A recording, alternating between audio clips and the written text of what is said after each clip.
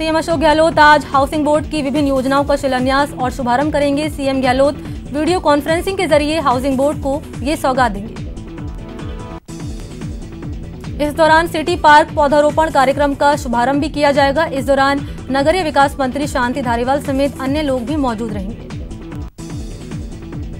मुख्यमंत्री Ashok Gehlot city park परियोजना के फोल्डर का विमोचन और शिलान्यास पट्टिका का अनावरण करेंगे। साथ ही गुणवत्ता नियंत्रण संबंधी ऐप की लॉन्चिंग भी करेंगे।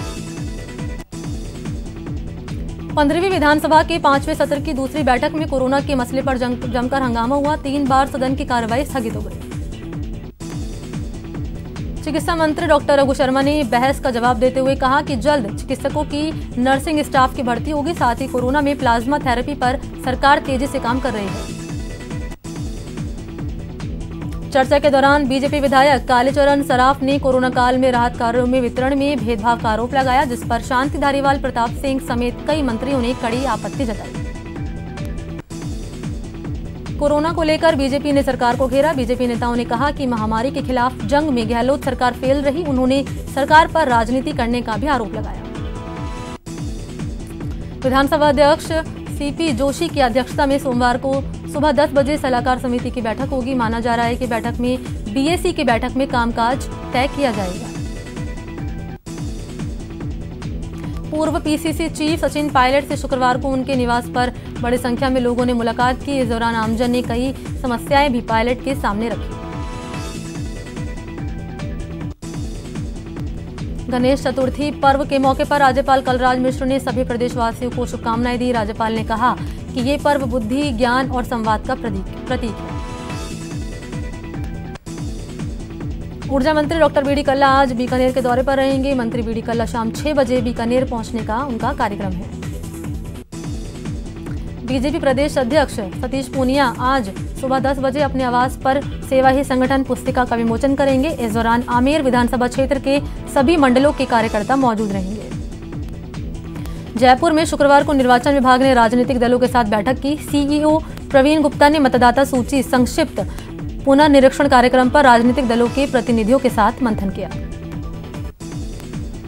जयपुर में निर्वाचन विभाग की ओर से 3 दिन का विशेष अभियान चलाया जाएगा। इस दौरान मतदाता ऑनलाइन तरीके से अपने नाम जुड़ा, हटवा और संशोधन करा सकते हैं। झुंझुनू की मंडावा विधायक रीटा चौधरी ने अपने क्षेत्र के लोगों से मुलाकात की। इस दौरान उन्होंने कहा कि जो नाराज साथी थे उनकी बात आलाकमान से हो गई है। अब भविष्य में सरकार की अस्थिरता की कोई बात नहीं है।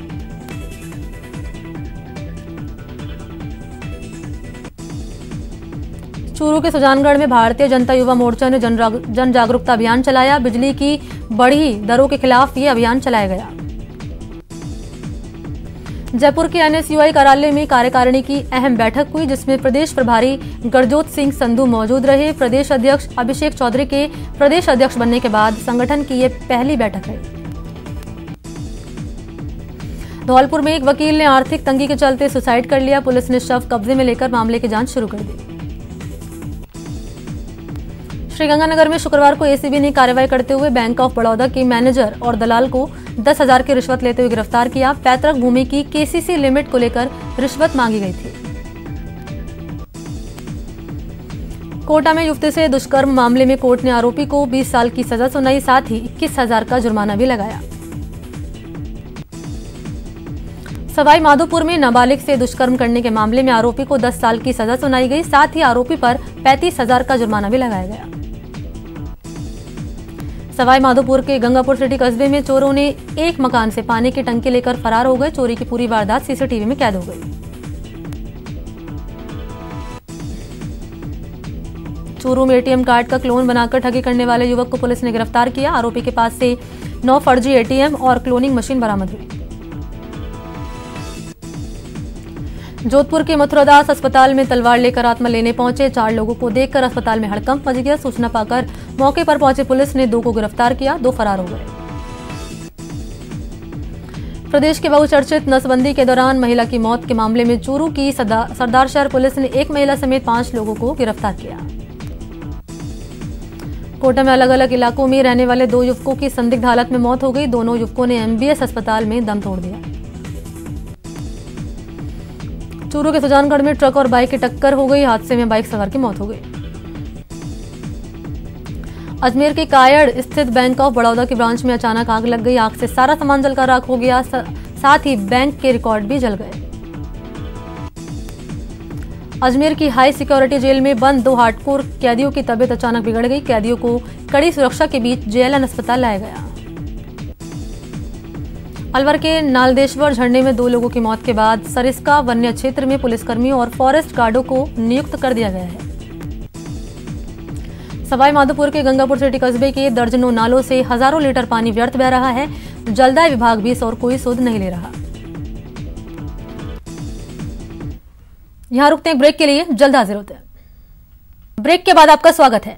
अब बात अलवर की करते हैं, जहां एनईबी थाना पुलिस ने अपहरण और लूट के एक आरोपी को गिरफ्तार किया है। मिली जानकारी के मुताबिक 30 मई 2020 को सारूप निवासी मुंडिया अपने एक दोस्त के साथ अलवर आया था, जहां उसके गांव का एक और व्यक्ति उसे मिला। तीनों सूर्यनगर के पास कोटक महिंद्रा बैंक पहुंचे। यहां एक गाड़ी में आए 6-7 बदमाशों ने इन तीनों का अपहरण कर इनसे मारपीट और लूटपाट की। पीड़ितों की रिपोर्ट पर तफ्तीश करते हुए पुलिस ने चांदौली निवासी जावेद को गिरफ्तार किया है। पुलिस घटना की वजह संपत्ति विवाद बता रही है। घटना थी वो ये है कि शाहरुख जो है वो अपने एक साथी के साथ, जो इसके गांव का ही रहने वाला था, उसके साथ अलवर आया था। उनके गांव का एक और व्यक्ति उनके साथ मिला और ये लोग सूर्यनगर में गए थे कोटक महिंद्रा बैंक के पास में किसी काम से। इसी दरमियान एक गाड़ी आई जिसमें 6-7 लोग थे। उन्होंने इनको गाड़ी में पटका, अपहरण किया और सुनसान जगह पर ले गए। वहाँ ले जाकर इन्होंने इनके आधार कार्ड और 2 मोबाइल और इसके अलावा 17,000 रुपये नकद जो थे उनकी लूट करी। चलिए शुरू करते हैं सुपरफास्ट खबरें। सवाई माधोपुर के गंगापुर सिटी में अज्ञात युवकों ने 12वीं के एक छात्र को गोली मार दी। घटना की सूचना मिलने पर कोतवाली थाना पुलिस मौके पर पहुंची और घायल छात्र को गंभीर हालत में सामान्य चिकित्सालय में भर्ती कराया। प्रतापगढ़ में आज मानवता को शर्मसार करने वाली घटना सामने आई। कोतवाली थाना क्षेत्र के जहाजपुरा गांव में एक नवजात बच्ची झाड़ियों में पड़ी मिली। प्रदेश के अधिकांश हिस्सों में आज बारिश की संभावना है। दक्षिण राजस्थान के बांसवाड़ा, डूंगरपुर, चित्तौड़गढ़ और राजसमंद में आज अत्यधिक भारी बारिश की चेतावनी जारी की गई, जबकि प्रदेश के 11 जिलों में ऑरेंज अलर्ट जारी किया गया। प्रदेश यूथ कांग्रेस के अध्यक्ष और डूंगरपुर विधायक गणेश गोगरा के जय जोहार अभिवादन के मामले में दिए बयान का भारतीय ट्राइबल पार्टी ने विरोध जताया है। बयान के विरोध में बीटीपी कार्यकर्ताओं ने प्रदर्शन किया। प्रदेश की सभी 247 कृषि उपज मंडी समितियां शुक्रवार को बंद रही। केंद्र सरकार के जून महीने में लाए गए एक अध्यादेश के विरोध में व्यापारियों ने मंडी बंद रखने का फैसला लिया। व्यापारियों ने अपना व्यापार बंद रखकर केंद्र सरकार के अध्यादेश का विरोध किया। जयपुर के कुकरखेड़ा मंडी में व्यापारियों ने धरना भी दिया। भारतीय किसान संघ के आह्वान पर कोटा की अनाज मंडी भामाशाह भी बंद रही। भामाशाह मंडी का गेट बंद करके भारतीय किसान संघ के कार्यकर्ताओं ने धरना दिया और सरकार को ग्राम से संग्राम की चेतावनी दी। अलवर में कृषि बाजार नीति के खिलाफ व्यापारियों ने विरोध प्रदर्शन किया। साथ ही मांगे नहीं मांगने पर अनिश्चितकालीन बंद की चेतावनी दी। डूंगरपुर में कांग्रेस कार्यकर्ताओं की ओर से विजय जुलूस निकाला गया। कार्यकर्ताओं ने सियासी घटनाक्रम में जीत के लिए आतिशबाजी कर खुशी मनाई। जयपुर के जवाहर कला केंद्र के कॉफी हाउस में कप ऑफ जॉय कैंपेन को लेकर शहर के कलाकारों में रोष नजर आ रहा है। कलाकारों के विरोध को देखते हुए प्रशासन ने इंडियन कॉफी हाउस में लगे कैंपेन के पोस्टर और डोनेशन बॉक्स को हटा दिया।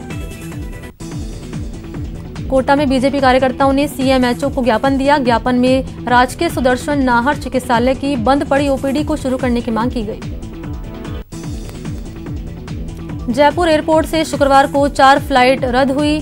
20 में से कुल 16 फ्लाइट्स ने उड़ान भरी। एनडब्ल्यूआर ने बिजली खपत बचाने के लिए चारों मंडल में सोलर पैनल का जाल बिछा दिया है। एनडब्ल्यूआर का दावा है कि अब तक सोलर पैनल के सहारे करोड़ों रुपए की बचत की गई है। कोटा संभाग के सबसे बड़े अस्पताल एमबीएस और जेके लोन के संविदा कर्मियों ने पीएफ कार्यालय पहुंचकर ज्ञापन सौंपा। संविदा कर्मियों ने पीएफ में लाखों के घोटाले का आरोप लगाया। कोटा में वन विभाग ने अतिक्रमण के खिलाफ कार्रवाई की। टीम ने बंधा धर्मपुरा रोड पर इस कार्रवाई को अंजाम दिया। श्रीगंगानगर के सूरतगढ़ सिटी पुलिस थाने में सालों से लावारिस हालत में खड़ी 45 बाइक्स की नीलामी की गई। 2,31,000 में सभी बाइक्स की नीलामी की गई। श्रीगंगानगर के सूरतगढ़ में काफी समय से सीज पड़े निर्माणाधीन मार्केट कॉम्प्लेक्स को नगरपालिका की कमेटी ने सीज मुक्त कर दिया। नगरपालिका ने निर्माणाधीन शॉपिंग कॉम्प्लेक्स को नक्शे के विपरीत पाया।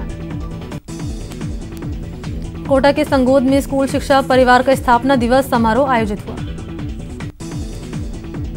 टोंक में गुर्जर समाज के कई संगठनों की ओर से गुर्जर सम्राट मिहिर भोज की जयंती मनाई गई। कोरोना एडवाइजरी के चलते इस बार सार्वजनिक कार्यक्रम आयोजित नहीं किया गया।